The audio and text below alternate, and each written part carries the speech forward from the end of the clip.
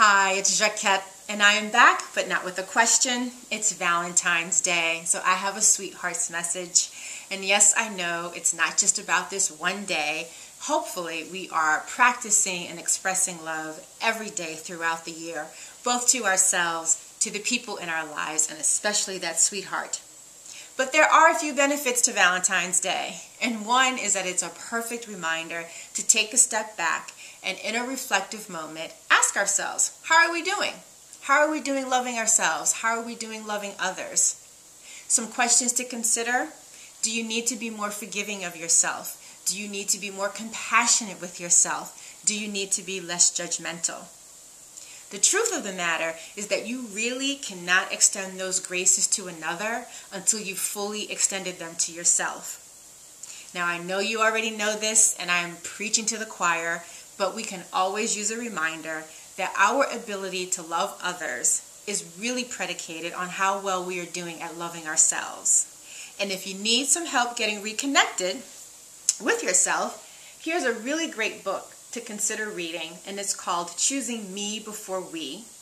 It's by Christina Rilo, and yes, her primary audience is women, but her message of just loving yourself so much so that you can love another, or if you are already in a relationship, deepen that connection, is a universal message. So everyone could benefit and learn from reading Choosing Me Before We.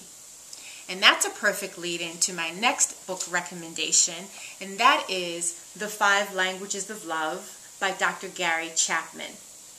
This book has been around since the 90s, and it has had so many different editions. What's wonderful about it is that it reveals to us that we all have a love language, and it provides a framework for you to discover yours so that you can communicate that with the person you're with. And it also provides a framework for you to discover theirs, so that as you are loving him or her, you are doing it in a way that they need and in a way that they want, and not the way that you want to love them, or in a language that they will just not connect with, that won't resonate with them. So, Choosing Me Before We and The 5 Languages of Love. If they're not in your library, I highly recommend adding them.